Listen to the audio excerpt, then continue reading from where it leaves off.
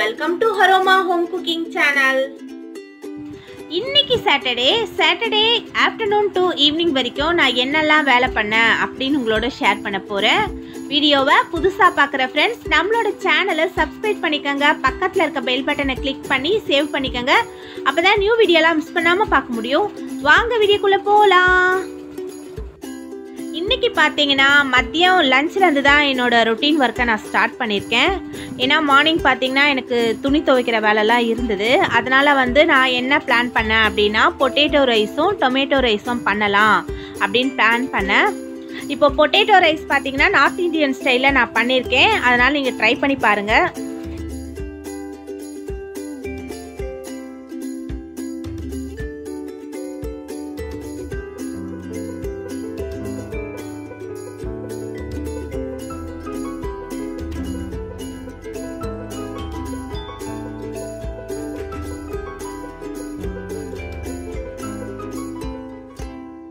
இந்த ரைஸ்க்கு ஃபஸ்ட்டு நம்ம என்ன பண்ண போகிறோம் அப்படின்னா ஒரு சட்னி, புதினா சட்னி மாதிரி ரெடி பண்ண போகிறோம். இப்போ நான் இதில் 1 ஸ்பூன் அளவுக்கு சோம்பு ஆட் பண்ணிக்கிறேன். அதுக்கப்புறம் பார்த்தீங்கன்னா கொஞ்சமாக கடல் பாசி, இஞ்சி பார்த்தீங்கன்னா ஒரு பெரிய பீஸ் அளவுக்கு எடுத்து வச்சுருக்கேன். பூண்டு பார்த்தீங்கன்னா ஒரு 20 பல் இருக்கும் உரிச்சு வச்சுருக்கேன். பச்சை மிளகாய் 6 பச்சை மிளகாய் வச்சுருக்கேன். நல்லா ஒரு பெரிய கையளவுக்கு கருவேப்பிலையும் ஒரு பெரிய கையளவுக்கு கொத்தமல்லி எடுத்து வச்சுருக்கேன். இதெல்லாம் எடுத்து போட்டு நம்ம பேஸ்டா அரைக்க போறோம். நம்ம இதை ஃபர்ஸ்ட் அரைச்சிட்டு வந்துடலாம். இப்போ நான் கடாயில எண்ணெய் விட்டு வச்சிருக்கேன். இதுல பாத்தீங்கன்னா 4 பிரிஞ்சி இலை, அப்புறம் 3 பட்டை, 3 லவங்கம், 1/4 ஸ்பூன் அளவுக்கு ஷாஜீராவும் 1/4 ஸ்பூன் அளவுக்கு சோம்பு ஆட் பண்ணிக்கிறேன். இது ஒருவேளை உங்களுக்கு ஷாஜீரா கிடைக்கல அப்படின்னா நீங்க சீரகமும் ஆட் பண்ணிக்கலாம். இது நல்லா பொரியணும். இப்போ கருவேப்பிலையை நான் ஆட் பண்ணிட்டேன். எல்லாமே பொரிஞ்சிருச்சு. இதில் போட்டு 1/2 ஸ்பூன் மஞ்சள் பொடி நான் ஆட் பண்ணிக்கிறேன். இப்போ இதில் ரைஸ்க்கு சேர்த்தே நான் உப்பு ஆட் பண்ணிக்கிறேன்.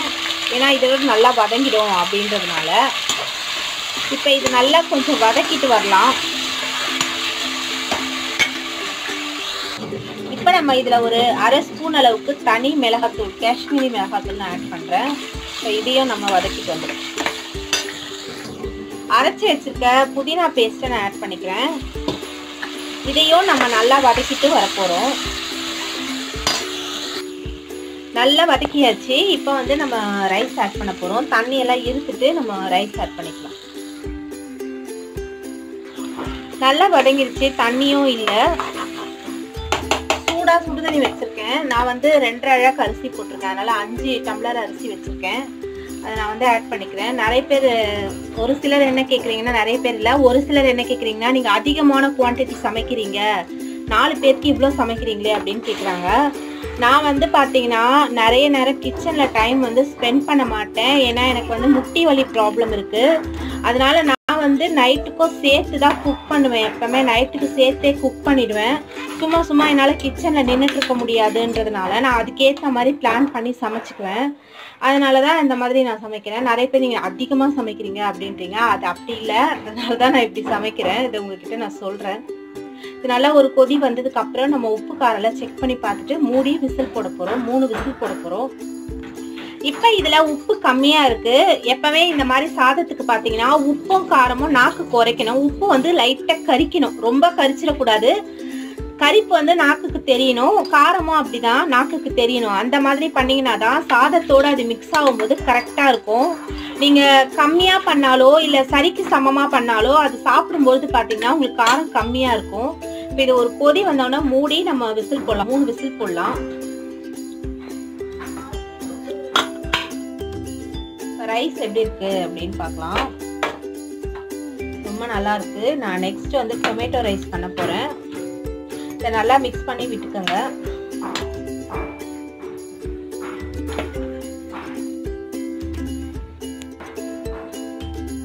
நம்ம தக்காளி சாதம் ரெடி பண்ண போறோம். அதுக்கு நான் குக்கர்ல எண்ணெய் விட்டு வச்சிருக்கேன். இதுல 3 லவங்கம் ஆட் பண்ணிக்கிறேன். அதுக்கப்புறம் 2 பீஸ் அளவுக்கு பட்டை ஆட் பண்ணிக்கலாம். இப்போ நான் ஒரு நட்சத்திர சோம்பு, 2 மராட்டி மொக்கு ஆட் பண்ணிக்கிறேன். இது கூடயே பார்த்தீங்கன்னா 2 பிரிந்தி இலை இதை ஆட் பண்ணிக்கிறேன். இப்போ வந்து சோம்பு வந்து 1/2 ஸ்பூன் அளவுக்கு நம்ம ஆட் பண்ணிக்கலாம். சீரகம் வந்து 1/2 ஸ்பூன் ஆட் பண்ணிக்கிறேன். 2 பச்சை மிளகாய் எஜ்ஜை மட்டும் கட் பண்ணி வச்சுருக்கேன், அதை ஆட் பண்ணிக்கிறேன். இதில் 1 கையளவுக்கு புதினா, 1 கையளவுக்கு கொத்தமல்லி, 2 கருவேப்பிலை மொத்தமாக நறுக்கி வச்சுருக்கேன். அதுலேருந்து நம்ம பாதி குவான்டிட்டி எடுத்து இதில் போட்டுக்கலாம். 3 மீடியம் சைஸ் ஆனியன் வந்து நான் கட் பண்ணி வச்சுருக்கேன், அதை வந்து இதில் ஆட் பண்ண போகிறேன். 2 உப்பு நான் ஆட் பண்ணியிருக்கேன். நல்லா கோல்டன் ப்ரௌனாக வதக்கிட்டு வந்துடலாம். இது வதங்கிட்டு இருக்கட்டும்.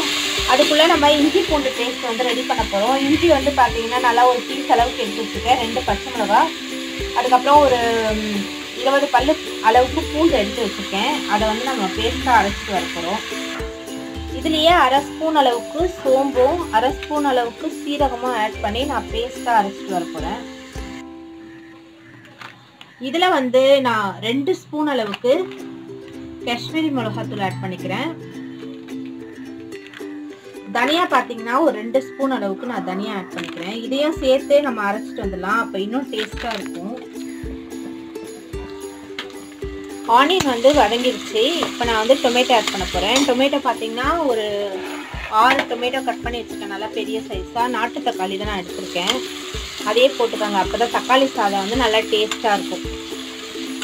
இப்போ நம்ம தக்காளி ஆட் பண்ணிக்கலாம். இப்போ நான் தேவையான அளவு உப்பு ஆட் பண்ணிட்டேன். இதோட கூட கொஞ்சம் மஞ்சப்பொடி ஆட் பண்ணிக்கிறேன். இப்போ தக்காளி வந்து கொஞ்சம் வதங்கட்டும். அதுக்கப்புறம் நம்ம ரெடி பண்ணி வச்சுட்டா பேஸ்ட்டை வந்து நம்ம ஆட் பண்ண போகிறோம். இது வந்து கொஞ்சம் வதங்கட்டும்.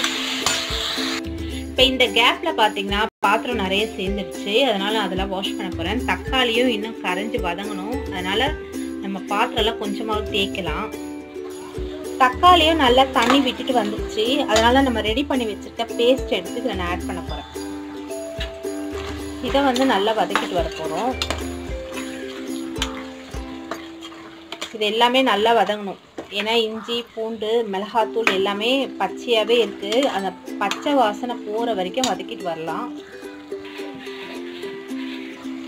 எல்லாம் நல்லா வதங்கிடுச்சு, எண்ணெயும் நல்லா பிரிஞ்சு வந்துடுச்சு. நான் வந்து இப்போ ரைஸ் ஆட் பண்ண போகிறேன். நான் வந்து 2.5 அழாக்கு அளந்து வச்சுருக்கேன், அதை தான் ஆட் பண்ண போகிறேன். நல்லா மிக்ஸ் பண்ணிட்டு வந்துடலாம். இந்த தண்ணியெல்லாம் இருக்கக்கூடாது, அப்போ தான் வந்து ரைஸ் உங்களுக்கு உதிர உதிராக வரும். தண்ணி இல்லாமல் நல்லா வதக்கியாச்சு. இப்போ வந்து நான் 2 கப் அளவு தேங்காய் பால் ஆட் பண்ண போகிறேன். அதுக்கப்புறம் சுடு தண்ணியும் ரெடியாக வச்சுருக்கேன், 3 கப்பு அளந்து வச்சுருக்கேன், அதை வந்து நம்ம ஆட் பண்ணிக்கலாம்.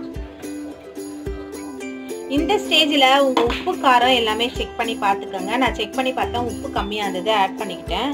இப்போ மிச்சம் வச்சுருக்க புதினா கொத்தமல்லி எல்லாமே நம்ம ஆட் பண்ணி இதை மூடி போட்டு 3 விசில் போட போகிறோம். இப்போ இன்னும் கொஞ்சம் பாத்திரம் இருக்கு, அதெல்லாம் வாஷ் பண்ணிட்டு நம்ம கவுண்டர் டாப் எல்லாமே கொஞ்சம் க்ளீன் பண்ணிடலாம். இந்த இடத்தெல்லாம் கொஞ்சம் தொடச்சிடலாம். நேற்றாக க்ளீன் பண்ணது தான் இது, நான் சும்மா லைட்டாக தான் துடைக்கிறேன். தொடச்சாச்சு. இப்போ கேஸ் மட்டும் துடைக்கணும், ஆனால் கொஞ்சம் விசில் வரட்டுன்னு வெயிட் பண்ணுறேன். அதுக்குள்ளே பாத்திரம்லாம் வாஷ் பண்ணிடலாம்.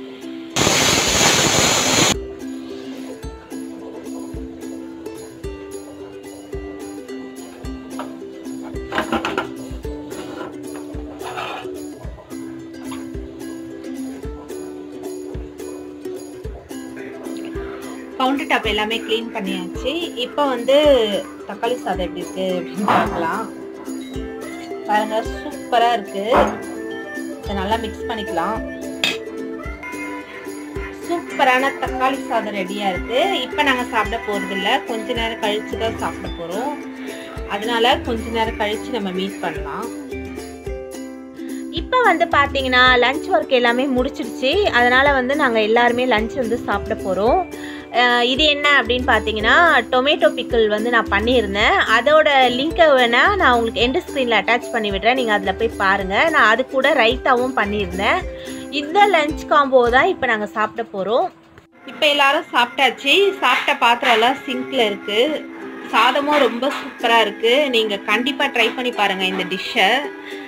எப்படி இருந்ததுன்னு எனக்கு கமெண்ட்ஸில் சொல்லுங்கள். இப்போ நான் பாத்திரம்லாம் வாஷ் பண்ண போகிறேன். எல்லா வேலையுமே க்ளீனாக முடிச்சாச்சு. இப்போ நான் வீடு மட்டும் பெருக்கணும். அந்த வேலையை முடிச்சிட்டேன்னா அவ்வளோதான், என்னோடய வேலை வந்து முடிஞ்சு போச்சு.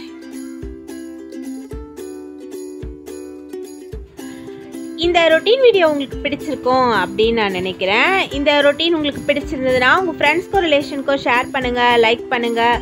மறக்காமல் நம்ம சேனலை சப்ஸ்கிரைப் பண்ணி வச்சுக்கோங்க. கமெண்ட் பாக்ஸில் கமெண்ட்ஸ் போஸ்ட் பண்ணுங்கள். இன்னொரு யூஸ்ஃபுல்லான வீடியோவில் நான் உங்களை சந்திக்கிறேன். அது வரைக்கும் தேங்க்ஸ் ஃபார் வாட்சிங். தேங்க்யூ.